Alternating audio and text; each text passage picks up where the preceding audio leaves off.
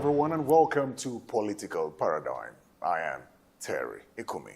Today, my guest is the former governor of Abia State from 1999 till 2007, who is now the chief whip of the Senate, Senator Orji Kalu. Distinguished, welcome to Political Paradigm. Thank you very much, Jerry. And I think that we should start this conversation from the very beginning, which is the 1999 to 2007 governorship position you occupied. At 39, you were governor of Abia State. And I think a number of persons who would look back at that period would want to know how you were able to go through electoral processes at the time, coming from the military rule, to actually governing Abia State at the age of 39. Well, it was a very interesting moment for me and for people of Abia State. So it was tough, but real. Sometimes you feel like crying. Sometimes you feel like, oh, should I end this thing today? Because it was very difficult to govern Abia at that stage. But we did our best, and our best was good enough for Abia people. We put certain things, they were hard decisions that had to be taken, and they were taken. So, and I continue telling people, first, we unite our state. Was very united when I was governor. We brought everybody together, fought a common cause, which was the development of our state and taking our states to a higher level, making sure that we brought education to be free. We brought the tertiary institution to fund them very well. The College of Education in Aruchuku, the School of Health Technology in Abia, the Polytechnic in Abia, and the Abia State University were a very cardinal points which I matched to make sure that a state with education can go anywhere. It's sad that since after the 1999 era, we've not had a governor below 40. And most of the persons who would, quite a number of the persons who will be going to the polls in 2023 were not born when you were governor. And they would also, they are used to the older persons occupying those kinds of positions. What does that say of our political evolution? Well, there are a lot of younger ones running now, and it's because of the younger people to elect younger people. So the people followed me, they believed my message, and I was very aggressive, and they know me I came from private sector to be able to be governor, and I had all it takes to go through being governor. So younger people are busy, abusing elderly people, instead of them to work harder to make sure they put themselves in the line of succession. You go to internet, people are abusing you, people are saying all kinds of things, instead of them to learn. You can see, this is why my community in Igbo is a different place altogether. I don't know if you have watched it, you could have seen our cultural festival, and we did on the 2nd of January this year, and was very successful. You see the respect between the little, the big, and the small, and all the rest of them. So Nigeria needs to go back to respect to the elders, because we have derailed, absolutely. There is no mentorship between our younger ones and the big elderly people right away, because the younger ones are just busy thinking the life is their life. It's a life of hard work. You need to come out to work harder to be able to do things that are spectacular and work towards being successful. I was very successful in private sector before I came to do politics, and I'm still successful in private sector. So I'm not sure that since 1999 that any governor was as successful as I was as a private sector driver. So But is the blame solely on the younger people? Because you talk about mentorship, you talk about the need for them to learn. Some would say that the political system as it is now, does not favor young people. I mean, a lot of young people have put themselves forward for positions, but they don't emerge through the political primaries. That's why I asked you at the beginning, what processes helped you at 39 to achieve what you achieved? No, the processes that I was ready for leadership. I was trained to be a leader. And I followed up things. And I was ready to position myself. There were a lot of elderly people, 60 then, 62, 50-something. They ran for the election. But the younger people supported me because of the radical ideas I had. And they believe in those ideas. So we move on. And this is why everything we did in our state then was for the people, not for anybody. And that is why my popularity in the state is still intact to tomorrow. Well, when you look back at your time in office and the governors after you, do you beat your chest and say that you're the best governor that Abia State has had, and why? No, I cannot say that because I always leave the judgment of my political track record to be judged by the people. In honesty, God provides leaders at every time for a purpose. I cannot compare myself with any leader, and no leader should compare himself with me. I leave those judgments to people of Abia State. But on a few occasions, you have come out to toot your own horn. You have also questioned administrations after you. I recall what you said about your successor, Theodore Orji. And then you questioned his governorship prowess as well.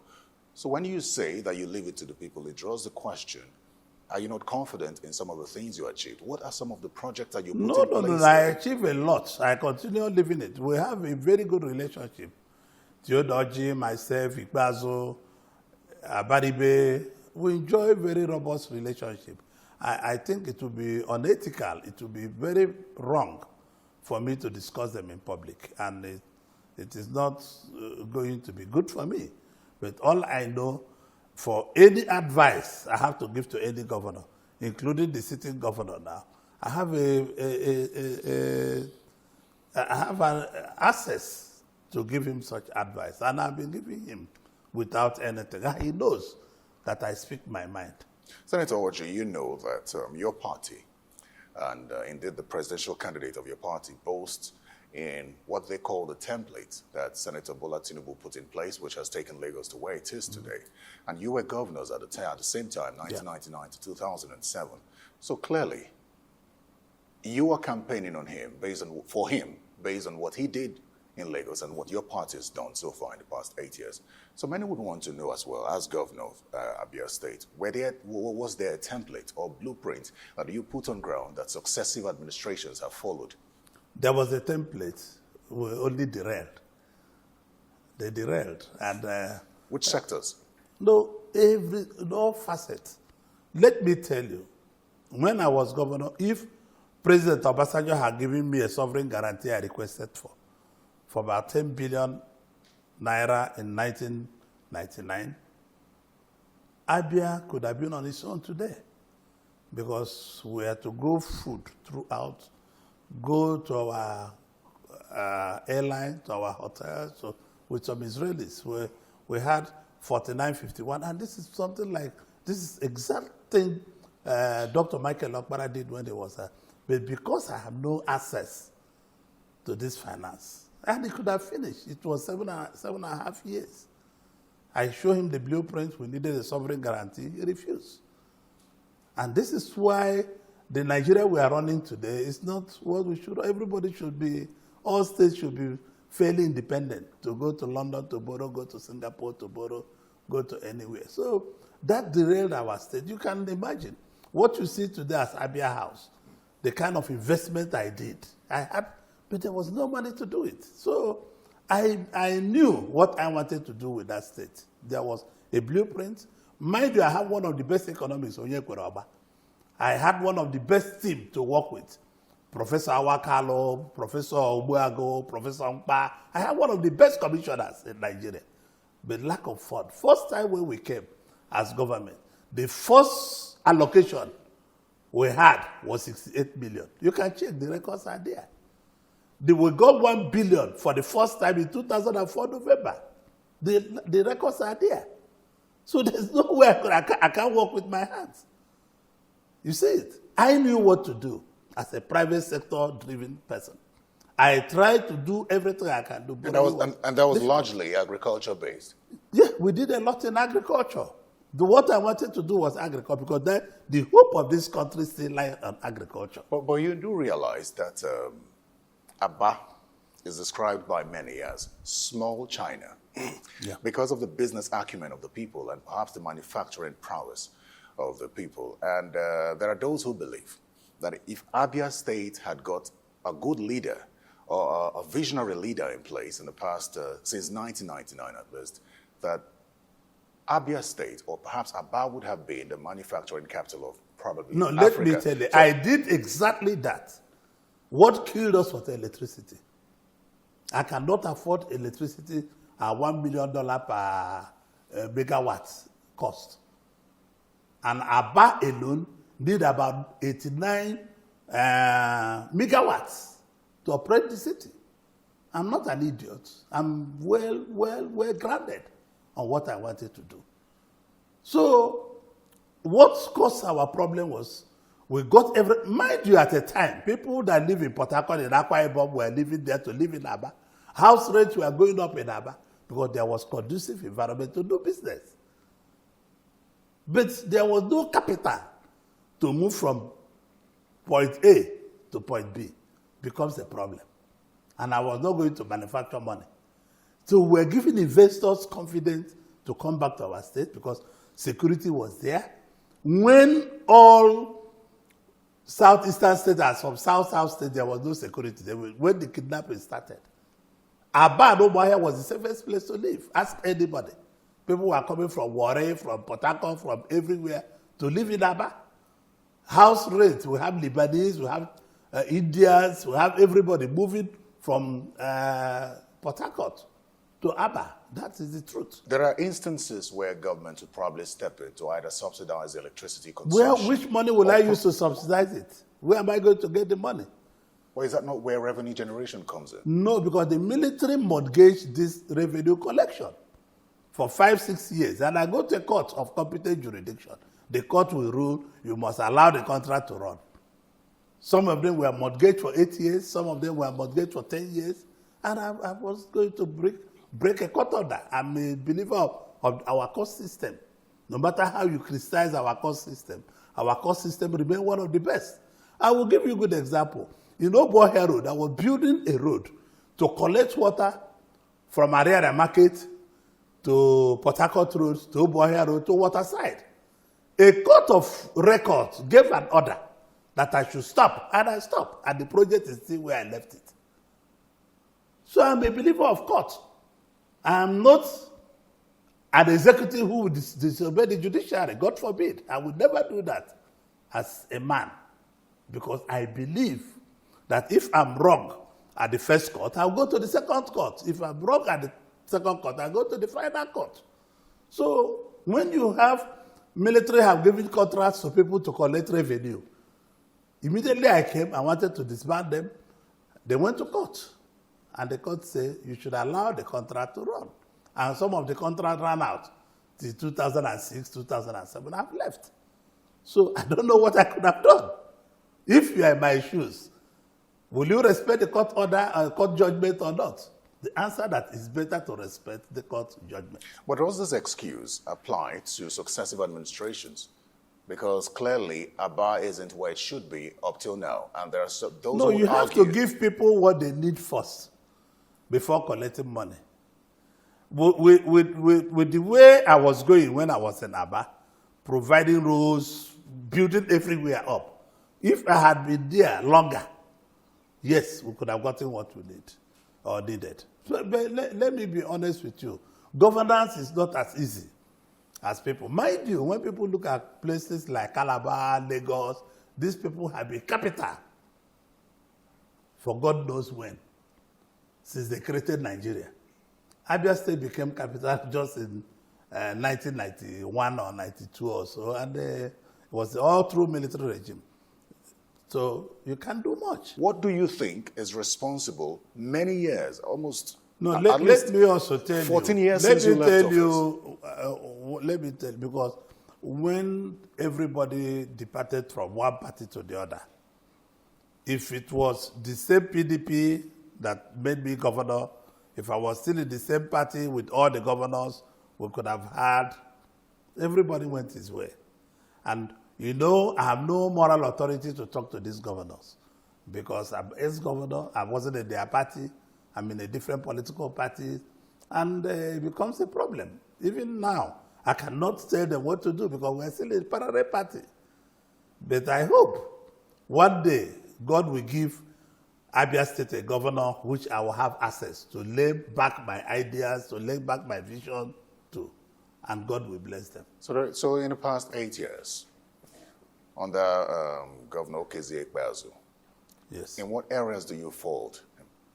I'm not going to fault him in public because I've been discussing. But you're not in the same party.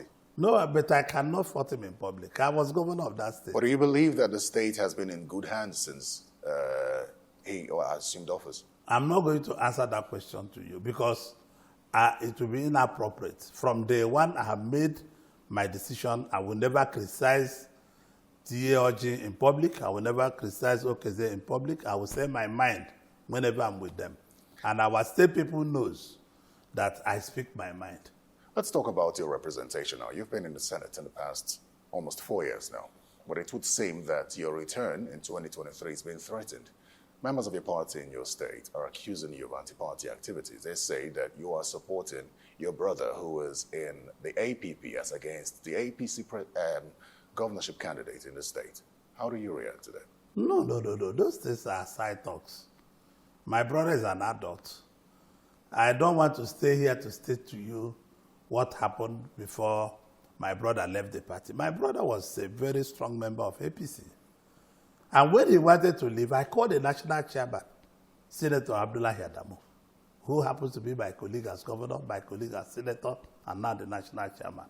I said, this young man wants to leave the party. Is there anything we can do to remedy him? They did not do anything. He spoke to him and said, please don't go, please don't go.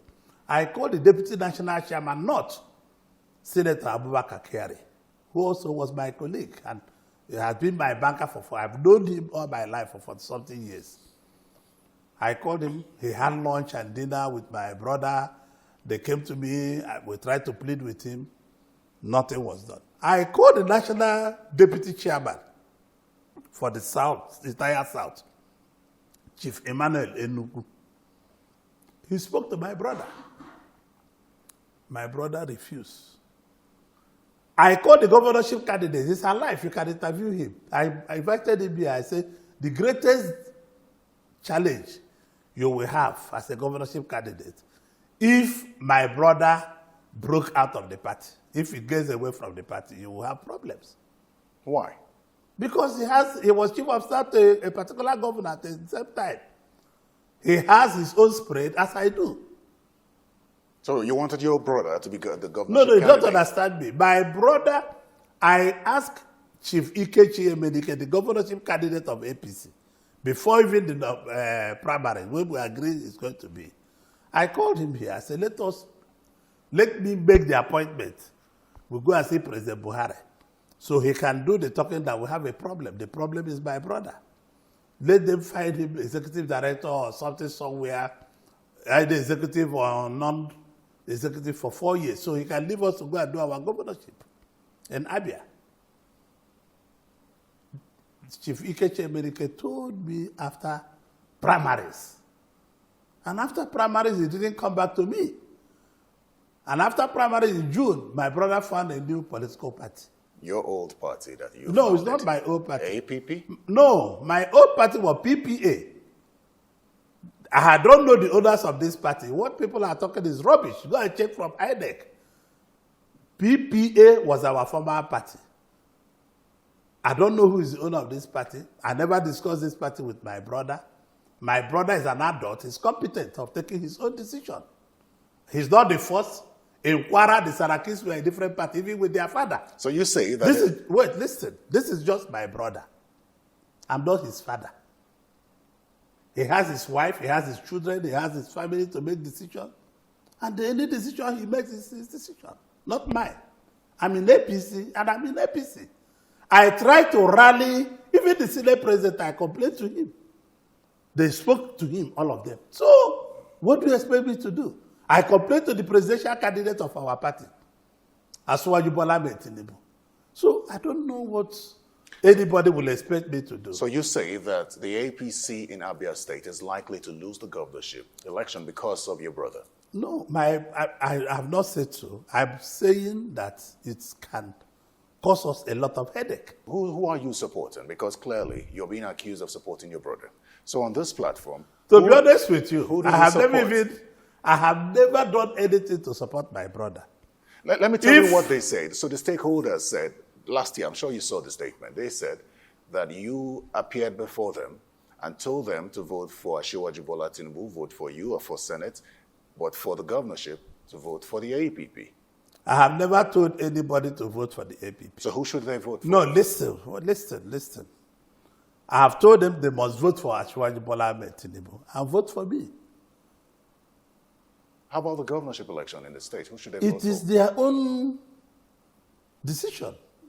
It's not my decision. Even when I tell you to vote for anybody, at the point of voting, you make your decision. But I mean, you're not considering. I'm campaigning for APC to win. Well, you're not considering that when you're talking about Asiwaju Bola Ahmed Tinubu. You're not considering that when you're talking about yourself. No, I also tell them to vote for the governor. For the APC For governor. the APC governor, yes. It's true. I told them to vote for APC all the way. That is the truth.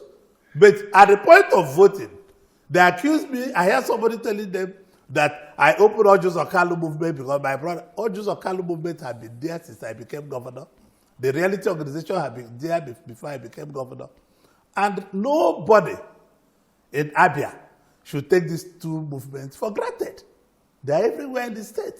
Senator, how do you assess your time in the Senate so far? I mean, you came into the Senate for the first time, and you were made the chief whip of the House of the Senate, and many applauded you because that's not a small feat to be a principal officer in your first term. But beyond that, in terms of representation of your people, because we're going into the elections, how would you assess your performance and the acceptability of your people? Well, first of all, I want to thank my party, the APC, because they gave me the position. I never asked for that position.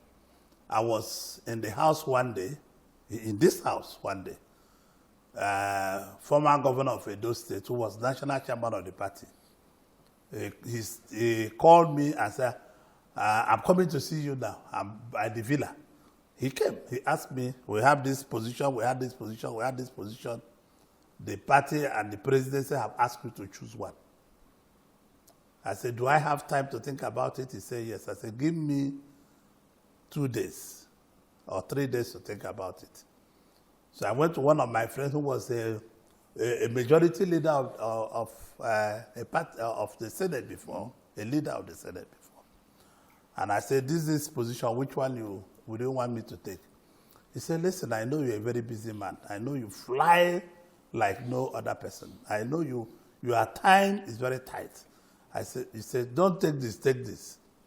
So I went back to Governor Oshomole. I went to his house and I said, well, let me have the chief whip. So the party nominated me. It was benevolence of the party and the national chairman of the party and the president, commander-in-chief, President Muhammad Buhari. They gave me that position. I never lobbied anybody. I never asked for it.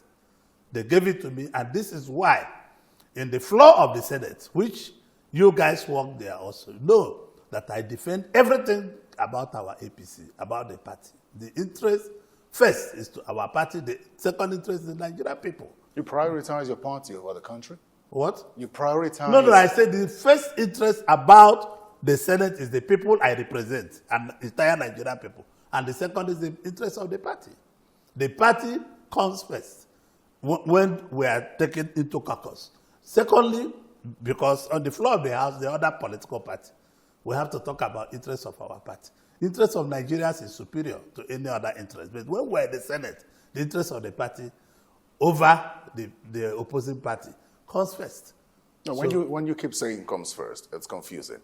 In terms in terms of lawmaking. Second. No, in terms of lawmaking. Yes. For Nigerian people, that comes first. The Nigerian people come first in anything we do because they have given us the opportunity to come and serve. In terms of party caucus inside the Senate, my party comes first before the opposition party. So we are there defending the cause of our party. No compromise. And let me be honest with you, our party have never for one day given out directive to vote here or vote there. We have voted according to our conscience. Every senator in APC, I don't know about the opposing party, nobody have asked us vote there or vote there. No. No national chairman have called us. No national secretary have called us. No NWC member have called us to vote there. My colleagues are there. You can ask them. They are there. Would you like to be Senate President? Well, it's a very hard question because this is what I always ask people. Like your colleague have asked me before, would I like to be president of Nigeria? I say yes, if it's zoned to Southeast. My answer to you, yes, if the party, because the party is supreme. If the party zoned it to Southeast, why not? I'll be very willing to serve my people. The reason for this question is that should your party win the presidential election in 2023? We will win. The permutations. No, who is holding us back? We will win. We'll talk about the details in a short while. But the permutations, should your party win, is that the Southeast is likely to produce the next Senate president. You think you're the number one person for that position if that option is open? No, I can never say that. We have Governor Hope Uzodimma. We have Governor Mahia. We have the party itself. We have the national chairman of the party. Mind you also, the deputy national chairman South comes from Enugu State. So we have the NWC. We have these people. It's only the collective job of these people. If they say, yes, go and be, if it's given to our area. Because they can put anybody they like, if they like. So whether I'm qualified or not qualified, the important thing is that we have two strong governors there. They are two strong governors. These governors are very strong in our party. They are very strong in their constituency. They are very strong in Nigeria. The national chairman of the party is very strong on his own. So, and the members of NWC are very strong. So for me, the decision is theirs. Well, I think the interesting thing is that you're open to the idea. You're open to the position. Oh, if I'm given, I will take, but I'm not going to fight for it. Okay, so let me ask you this question. You are a strong defender of your party. You're also a strong defender of Senator Ahmed Lawan. Yes. Should you become president of the Senate in the next assembly, what would you do differently from him? Well, I'm not yet there. When I get to River Niger, I will cross. I mean, you should be prepared for something No, like that. I cannot get prepared for what I've not been given. You know why that question is important? But let me tell you, Jerry, I'm always very prepared to do my job. Absolutely. I know. But I cannot say what I will do different. All I know that I will always do the job and do the best. The good things they have done, I will follow. If there are anything that you are present or you have viewed they have not done well, I will drop them. I will continue. Well, clearly you will not openly question his time so far, but would you? Who told you? If I have opportunity, I'll question. I'm not radical. Well, has it performed well? Let me tell you, I'm not saying it for anything. Collectively, not Ahmed Lawan. The 9th Senate is one of the best Senates we have had since 1999. We'll be able to make difficult bills to become acts without looking at anybody's face. We've been able to hold strongly. When people say we are overstaffed, I laugh. We have always found unity with the executive. We have rejected more things from President Buhari than what we get. We have rejected a lot of papers he gets, but quietly, not the way you expect. No. That's where the problem is. I mean, no, you want us to reject it. I mean, you work for the people. The people should be aware of this. We have rejected more legislation they will bring. We look at it. We say, President, this one will not work. The thing is, just a second. You know why this question is asked? No, because I'm not going to answer the way. What you people want us is every day we'll come and fight with the president. No, nobody wants that. Recall that Senator Ahmed Lawan had said that anything the president brings, any request he brings, would be approved by the Senate because he believes that as president means well for the country. No, I'm saying also there are things the president brings, we return it back to him. Do you have an example of one? No, I can't tell you. Would you accept everything? Would you We did not accept everything. If you become Senate president, would you make the same statements that Senator Ahmed Lawan made, saying that he would accept anything that the president brings? No, let me tell you. If I am a Senate president, and everything that the president, like President Tinubu, I know is very reasonable, brings, I will ask my colleagues to look at it.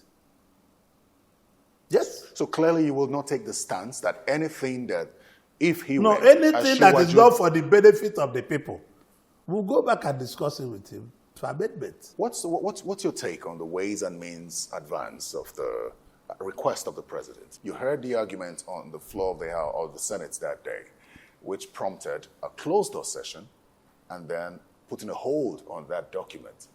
What do you think about it? Because the argument is that there is some illegality around it. Yes, there were illegalities. I can tell you that also. Yes. But I'm not going to give you the pleasure of discussing it on No, I camera. mean, it's Illegality the people's money. Even Senator Ahmed Lawan agrees there are illegalities. Nobody do not agree. There are illegalities. So is the Senate going to clean that up, or is the Senate going to throw that away? No, you remember we set up a committee. I cannot prompt what the committee will do. This is the first time since I came to the Senate that President of Senate is setting a committee led by Ahmed Lawan, led by the Senate leader. They set up a committee where other members of committees, the chairman of Works, chairman of Banking and Finance, chairman of Loans, and one other committee. They are members, and their members are members, and the Senate leader and myself are members of that committee. Senator Orji, Kalu, let's talk about the 2023 presidential election. You own businesses, and you have hired the best hands, and that's why your businesses are thriving. I like to believe that. Yes, of course. So beyond being a party member, what makes you believe that Asiwaju Bola Ahmed Tinubu is the best man for the job? Well, let me be honest to you. You know, I've known him for a very long time.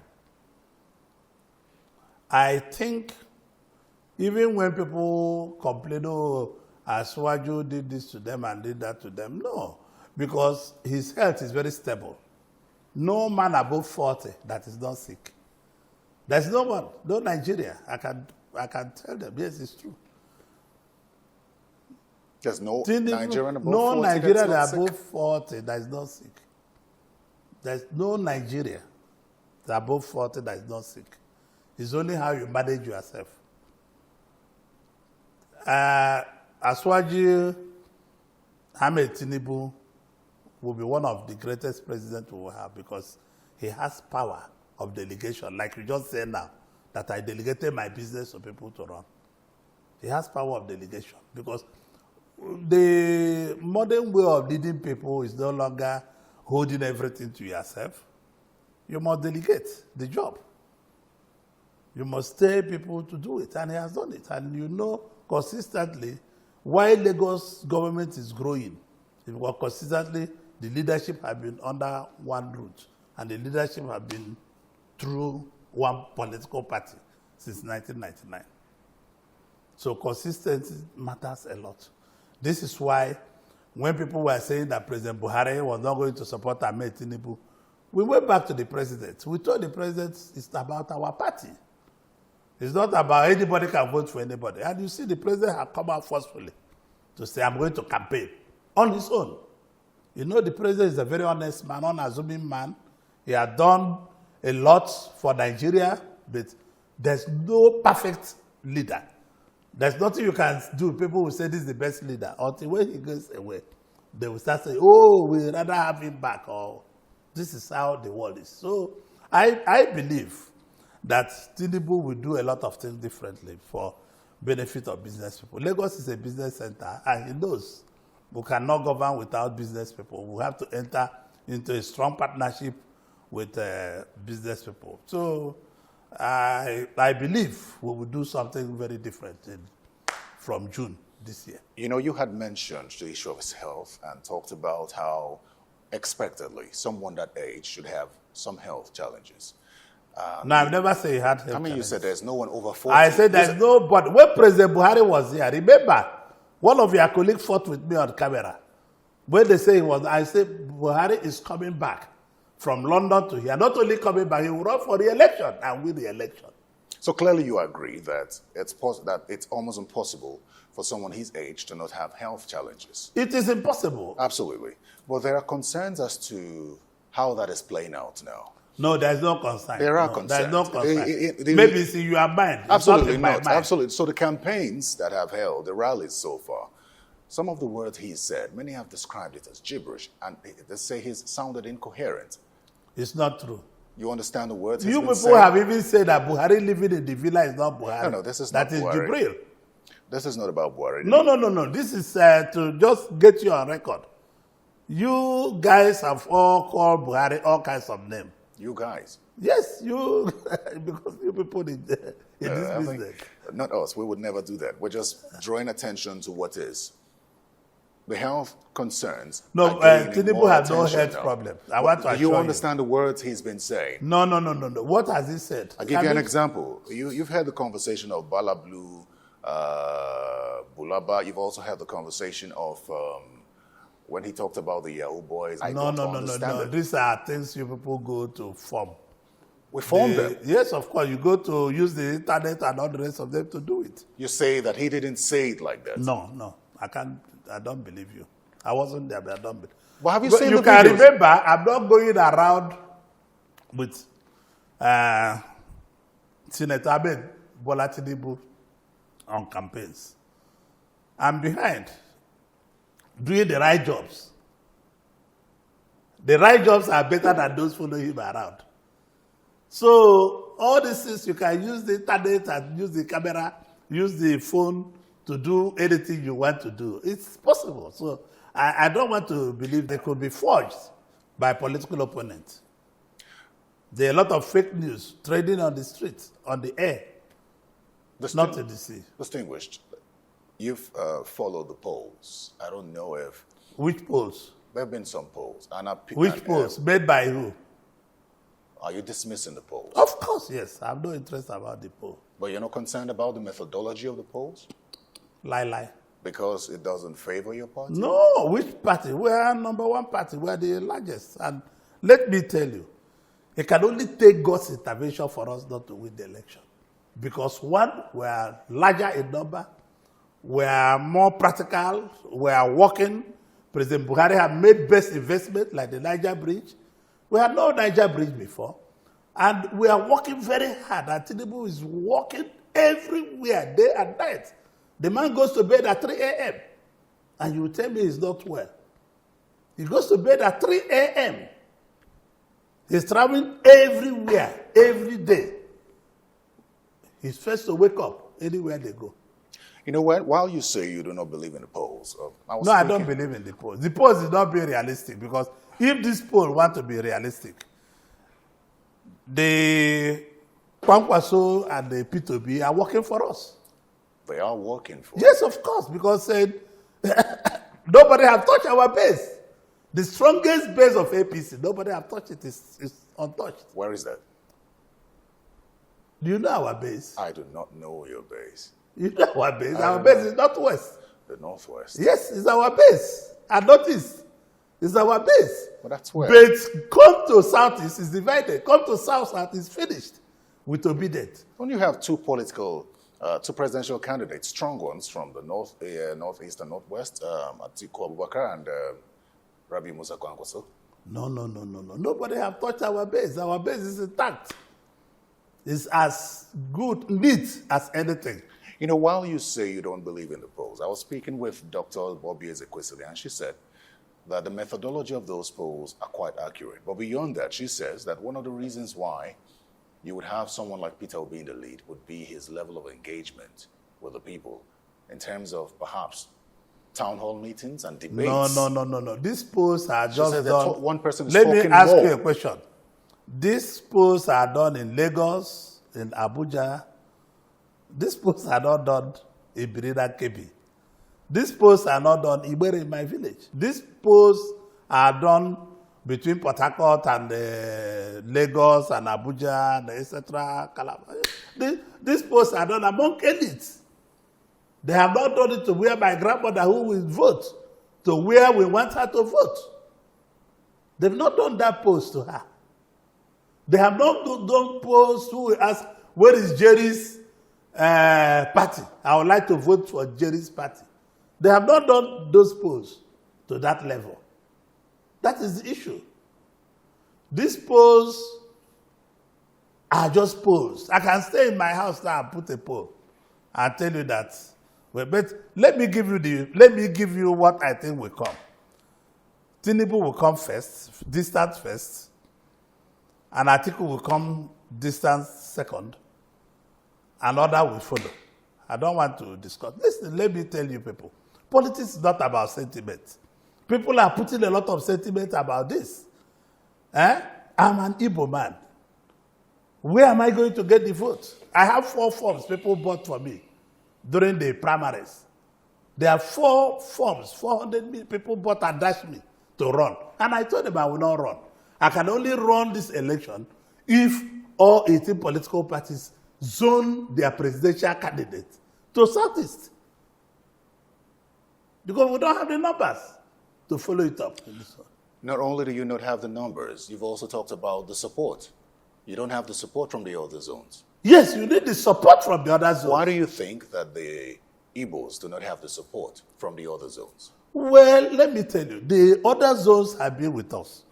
What was the major factor was, for the last 7 years, the issue of IPOB and Biafra agitation changed the scenario. This is the truth. And people don't like saying the truth. I'm not afraid of saying the truth. It changed the scenario. People tell you, we don't trust Igbo elites, we don't do, they can divide the country, they can do this. It's not true. I'm a Nigerian by heart. I'm an Igbo first by birth. I'm Igbo man first, being a Benden man, coming from Abia, being an Igbo, and being a Nigerian. This is what I see myself. Well, there is agitation in the Southwest. How has that not affected the level of trust from the other regions? This is what I cannot politically fight. No, the agitation in Southwest is not like the one in Southeast. It's not the same. The agitation in Southeast is heavy because Nigeria and Nigerian people need to find a solution to Southeast. What then do you think of the endorsements to Peter Obi, who is from the Southeast? Now, he's getting endorsements from the Southwest. Who is that? Who is endorsing him? Former President Olusegun Obasanjo. Let me tell you, it's like a joke. Let me tell you, President Obasanjo is just being a hypocrite. Because, let me tell you, when he was president, Peter Odili, he stopped him. If he wanted an Igbo to be president, he could have put in Peter Odili. But Peter Odili is from Rivers State. He's an Igbo man. Forget about what is his name. Odili is your name. He could have put in Peter Odili. But he killed that dream because it's Igbo. So it's just coming today to make the letter I wrote to him when he was president. I have no answer till today. Maybe he's trying to make amends now. No, he cannot make amends because, let me be honest with you, he's been a hypocrite and it's not good. He never see any good. Look at his letter to President Buhari. It's, he wants to be on the news. With due respect, I'm not trying to insult him. With due respect to him, I am saying he could have given an Igbo man ticket in 2003. When we left it, he could have done that. 2003, 2007, he could have given an Igbo man to be president. He's not being realistic. He knows that Obi has not gotten the force to be the president now. Because you need other regions. You need all the regions. Obasanjo is not the leader of the other regions. If Obasanjo is a major leader of the major regions that will make this decision, I would say yes, the endorsement is good. So I don't take that endorsement to bank. Or do you condemn endorsements generally, or are you condemning these particular sets of endorsements for Peter Obi? No, I'm not even condemning any other. You see, I don't want to talk about Edwin Clark. He's my boss. I mean, I cherish him so much. I don't want to talk about. So what I'm saying that Edwin Clark has never been a president. Obasanjo was a president where Peter Odili emerged the candidate of PDP. He stopped him. So what had changed? When he knows we had the force, we were PDP everywhere then, and he stopped him. So, I mean, this medicine, this is just trying to reiterate a thing are you to make news. Are you taking the same position with members of your party that Obasanjo's endorsement amounts to nothing and he shouldn't be endorsing For anyone? me, I was with Obasanjo in 1999 where we voted. We lost in that polling unit. But why did your candidate go to visit him? Because he's an elder statesman. Like what? I'm planning to visit him. Why not? He's a friend. Political support. No, it doesn't make any meaning. You can visit elders to explain to elders whether they agree with you or not. It doesn't make any meaning. I respect elders. He's an elder statesman of this country. But the elders should not be deceitful. You think he's being deceitful just by... Of course, yes. Are you a child? You should know that. Would you have had the same opinion if he had endorsed Asiwaju Bola Tinubu? Whether... Well, I might. It depends on the scenario. Depending on the scenario. The scenario is not the same. Considering the status of the APC in Abia State, first off, your state has been still under the control of the People's Democratic Party. In the National Assembly, of the 3 senators, only 1 is APCU. Of the 8 members of the House of Representatives, only 2 are from the APC. What are the chances of the APC in the 2023 presidential election in Abia State? We will work very hard. Our chances are very bright. Will the APC win in Abia State? We will do our best to get Asiwaju Bola Tinubu the number he requires. You're not sure that you will win? Well, we might win the election. Why not? Might win? Yes. The possibilities are there. You know why this is a No, the possibilities are there that we win. It's because a lot of people have left the party. The last days of this month, I have to sit down and I'm going to be more busier going around the state to foster unity among our party people, those that have left, those that didn't leave, to make sure that we'll get back. You know, anyone listening to you would want to know what will be different because 2015, the APC got, I think, 13,000 votes in the No, in Abia 2015, State. they didn't even have 1%. 2019, Presidential election, President Buhari got 29.8%. So he made the 25% breach. In my senatorial district, President Buhari had 68.6%, which was the highest in Southeast and South-South. Others where he had 51%, 20%. so the permutation is that you would work to at least give the APC 25%. Above 25%. Yes. Very well. Let's talk a little about this conversation of Nigerian president of Igbo extraction. You have said you don't like the conversation of Igbo presidency. I like conversation of Igbo extraction. Extraction. Very well. Because there's no president that is Igbo. Let me get some. We have president of Nigeria from Igbo extraction. Now, in the build-up to the primaries, you said it's overdue, and I believe that we should produce the next president, and it is going to happen. Then you said in 2022, just after the primaries, that Igbo people would benefit more if the candidate of the All Progressives Congress, Bola Tinubu, emerges as president in 2023. Could you clarify this? Yes, because it's politics. It's not statistics. It's not 1 + 1 and it's 2. We are not APC. Possibly we're in a party that have chosen a candidate. Once a party has chosen a candidate, every other thing is dropped. Even Tinubu's supporters and non-supporters will become one. Because it's one party we are fighting for. People who have contested against him for presidential candidate will become one. People who never supported him will become one. So whatever I said is for party to zone the presidency to Southeast. You know, some believe you're shifting grounds. You know why? No, I'm not shifting grounds. Here's no, why. Listen. Do you recall No, listen. This is politics. Just a second. There is because there is no political party called Igbo People's Party. Your Excellency, in 2019, in the build-up to the 2019 elections, you said that the Igbos have to support President Muhammad Buhari because it was a pathway to an Igbo presidency. You said so. And now you say that the Igbos will gain more from Tinubu's administration. Yeah, because we don't own a party that is, I could have nominated a presidential candidate. It's a party affair. You need other regions. Because it's not what I can stay in my Iberi home and dictate and say Jerry will become president. It's not what Oshimole will stay in the Edo State or Igwebe or where, or Agadebode or somewhere there and say, Jerry, you'll be president. Terry. It's not it's what... Terry, but Terry. Terry. It's not, sorry about that. It's not where anybody can dictate. Do you trust your party, or do you expect your party to zone to the southeast after Tinubu's administration, if he wins? I think it will be unfair because we want to do north, south, south, north. Can you explain that, please? When we get there, I will explain it to you. We are not yet there. Let us win the election first. You come back for another interview. So you're saying that you are not sure just about let us finish the election.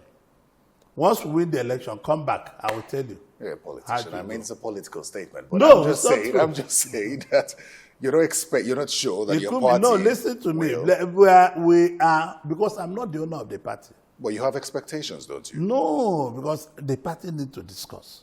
Party is supreme. Well, you don't sit down and just take everything. No, because you the party is supreme. We don't own the party. We are members of the party. You're we a have big to sit stakeholder down. in the party. No, right? yes, I'm a big stakeholder. But the entire party need to sit down and say, where are we going to? That's the only way I can tell you this is where we are going to go. Let me ask you this question. You are a big advocate for the release of Nnamdi Kanu. You believe that following the appeal court's judgment, that he should be released as a political solution. If he is not released after this administration, if Tinubu wins the election and becomes president, are you hopeful that he will release Nnamdi Kanu? Well, the court's decision stands. I believe the court's decision stands. No idea what that means, Your Excellency. The decision of the Court of Appeal. Yes, Court but of he's Appeal still being held by the powers that be, isn't he? He's still in because it's before the court, Supreme Court. I'm not even supposed to discuss this issue with you. Yeah, but we're talking about political solutions. No, I can't discuss anything about because it's before Supreme Court. I've told you before, I'm one of the Nigerians that have the greatest respect to the judiciary. But are you hopeful that if another court judgment comes out while Tinubu is in office, if Tinubu becomes president, that he would release? I will not discuss that with you. But I believe that federal government will respect the next court order, court judgment. Very well then. But then again, I think one of the concerns would be whether he can be trusted if he's released. Would you stand surety for him if need be? Yes, I will stand. The first time they released him, I was in the prison with him. I went to beg, I begged, and they gave him bail, which I don't want to discuss because the matter is before courts. So I believe if tomorrow the federal government were to release him and ask him to give him surety, I gave his father stew to traditional ruler. I made the father the traditional ruler of their place when I was governor. I'm close to them, but they didn't listen to me. But that will not make me to abandon them. I will never abandon them. I will stand surety for him if the federal government wants to release him to me. And I can keep him in my compound here in Abuja on Ibere and cancel him. I will do that. I'd like to end on this note. The elections are almost here. And there are concerns as to the level of success that this election will be, the level of success that we will have with this election. Would you say something to just about everyone who would be involved in this election? What are your concerns and what's your advice? My concerns is for INEC to be straightforward, to allow the people's will to prevail, and to allow the candidate voted by the people to be sworn in. This is what I would like to see INEC doing. But to security agencies, I would like to ask them to continue keeping up and be forthright in the fight of bandits and the fight of putting orderliness in our system. This country needs credible election. This country needs straightforward election. No matter who wins in any level, we are Nigerians. So that we will have credible election, we will have sincere election. That does not mean that people should be caged or flogged by security agencies. But I'm begging on Nigerian people to please stop vote buying. They should stop anything that, because once you eat rice only, people come every 4 years, give you rice, give you 2,000 or 3,000, you vote for them, they go home. No development. We are killing ourselves. It's the pain we are feeling now for voting for the wrong people. People should start voting for candidates, credible candidates, that will help them and help the economy, help the society, help everywhere to grow. This is what we need. That's a beautiful message coming from a politician. I hope that politicians like yourself could take the message to the grassroots as well. No, mind you, I'm an entrepreneur, I'm not a politician. Well, just one question before we go. Are you one of those politicians who is against the BVAS and electronic transmission? No, I have never been against the BVAS. I only ask the NCC and the federal government to expand the network. Even network, the telephone network. Even now, I was in my village, the telephone network was not working. So they should expand it. They should put more things in the next 6 weeks. Senator Orji Kalu, thank you very much for your time. It's been a pleasure speaking with you. Thank you. Thanks very much for your time as well. Remember, you can catch this episode and others on YouTube or channelstv.com. I'm Terry Ikumi. The elections are almost here. Get your PVC and ensure that you come out to vote. Also, most importantly, vote wisely. Goodbye.